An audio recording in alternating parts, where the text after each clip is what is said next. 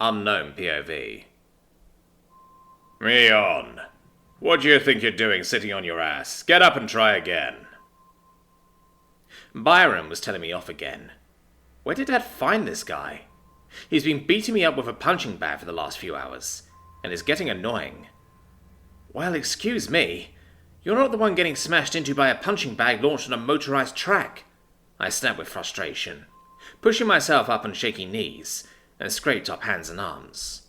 No excuses, you little turd. Your pops asked me to make sure you fix up that sloppy-ass shit excuse of a stance you got there. Byron retorted with a booming voice, though a smirk was on his face. Oh, ha, he's having fun at my expense. I can't help but sigh as I dust off my pants before picking up the staff, which is serving as my weapon in this exercise. I'm a kid. What do you expect? I can't stop this thing that's 2 times heavier than me. Byron laughed, like a full-out belly laugh, as he shook his head. Then you're going to be here all day, kid. Now then, deal with the problem. With that, he pushed a button, and suddenly the punching bag was launched. I dug in my heels and held in my staff to block once more, but I couldn't help but wince as it quickly approached. In the next moment, I'm sprawled out on the ground. My face is just throbbing, as I'm pretty sure I felt and heard something crack a moment ago. Oh, I think my nose is broken, I say with resigned annoyance. It's not like it's my first time, but it always sucked when it did happen. Byron doesn't approach to help me up or deal with my injury, and I don't expect him to, as I grip my teeth and snap my nose back into place using both hands. That sucked. How long are you planning on lying there? This ain't no time for a break, boyo, Byron barked out, which meant that was enough slacking for me as I pushed myself to my feet. Again, he called out, barely leaving me with enough time to blow some blood out my nose, when I took my place once more. I huffed and retook my stance, holding out my staff as I dug in. With a push of a button, Byron launched the bag at me again. But you know what? I'm done with this. At the last second, I defiantly dodged the bag and swung my staff so hard at it that the staff snapped upon impact, and my already scraped up hands were now shaky and numb on top of the pain I was in. Turning to look, I see Byron stomping over to me, his black tactical boots kicking up dirt with each step, while I hold my ground and stare up at him. He had a stern expression on his face, his built figure towering over me and casting a shadow. Though after a moment he flashed his pearly whites and clapped my shoulder, nearly knocking me off my already unsteady legs. Finally, you're getting the right idea. You got stupid orders from a stupid person with instructions that would have screwed you over had you followed them. You would have never stopped that bag. Hell, even I have a hard time with it. But look at you. It may have taken a few dozen times of getting your ass kicked, but you learned the lesson on your own. I was confused, and the expression of my little face certainly said it all, as Byron chuckled and continued. Learn to think for yourself, kiddo, and find solutions to issues that you can do. Don't blindly follow orders, but most importantly, always get back up again. Even if you're still moving, you can make a difference. He patted my shoulder again and stepped back. Now, go on. Get those wounds patched up. Your mum wants you to finish your homework before dinner, he teased, as he walked off to start putting away his equipment. I was a bit dazed by the lesson I was supposed to be learning, but I couldn't help but smile at the fact I managed to earn his approval in the end. Zacateer POV. To think I could learn how to be a warrior of all things at my age. These days are odd indeed. Zacateer couldn't help but smile. The chance to learn a skill like this had not been available to him all his life. Yet here he was, getting to learn from a mighty being from another world. Descending the steps from the core chamber, Zacateer was guided by Vidmori to a simple-looking cave entrance. Ducking inside, he was surprised to find that the interior was made to be taller than the entrance itself. As he walked further inside, small little orbs that glimmered like starlight formed a path above him and illuminated the way. As his claws clacked against the stone, he could hear the whoosh and swish of a blade swing cutting through the air. That's right, I'm supposed to meet someone here, he remembered all too suddenly, as he wondered who he could be meeting here. Finally, Zacateer stepped into an open rectangular room with neatly smoothed and carved walls, floor and ceiling. 3 orbs of faintly glimmering light formed along the top, illuminating the room. Inside was an ashen-skinned man, wearing what looked to be simple leather armor. However, for whatever reason, he had tiles of stone strapped to specific points around his arms, legs, chest and shoulders. Zacateer, meet Dread. Dread, this is Zacateer. Vidmori's voice echoed out in their minds. Dread finished following through with a simple vertical strike, followed by a horizontal slash when he slowed to a stop.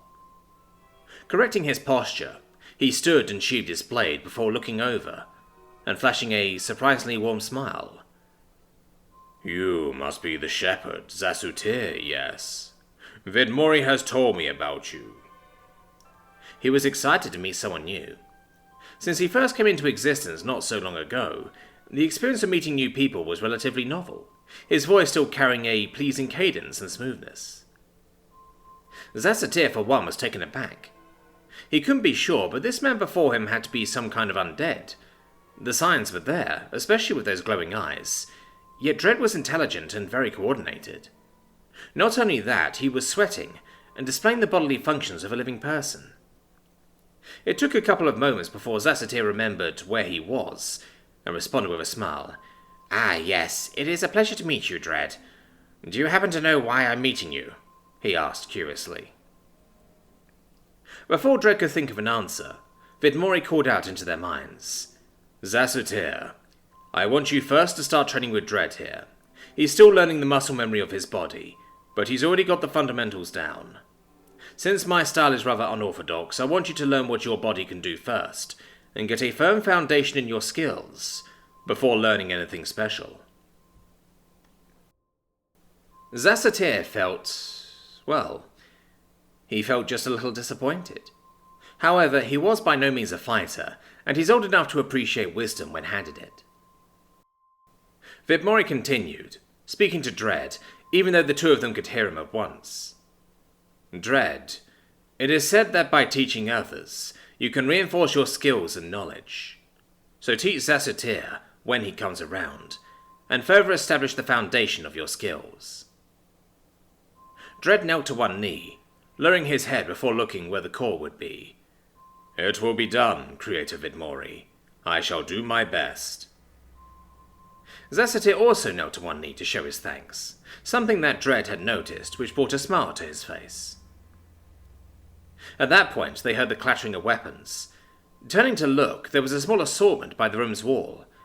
There was another long sword and shield, 2 maces and a spear. Though even as the two of them looked over the weapons, a weapon rack of sorts seemed to grow out from the stone wall when Vidmori echoed in their minds once again.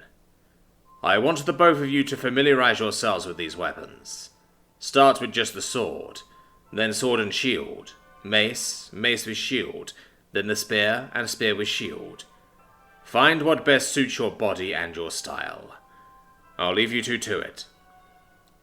With that, they could both feel the connection wane.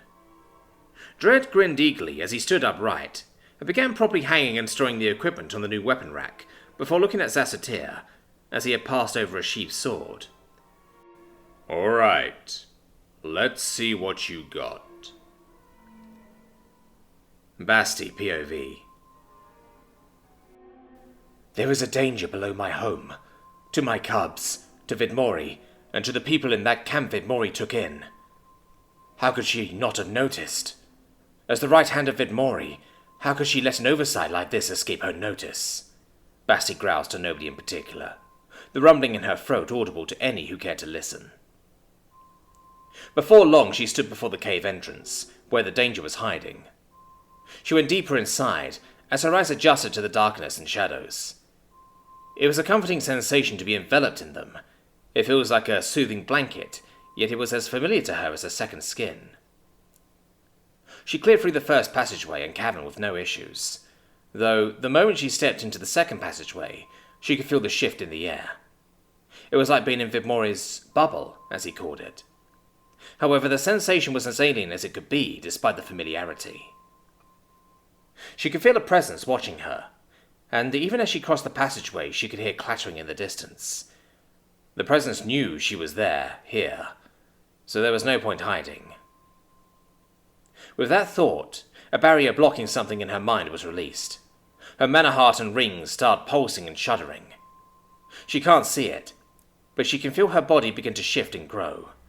The shadows around her are seemingly being pulled around her like a shroud as she steps forth, her paws landing with heavy thuds, as she's becoming something more than she was before. As the clattering grew louder, she couldn't help but call back in response, as she bellowed out a roar of challenge. At that, she sprinted forward. Her paws impacted heavily with every step as she flew into the next open cavern, only to be greeted by a sea of off-white and rotted flesh as she crashes into it.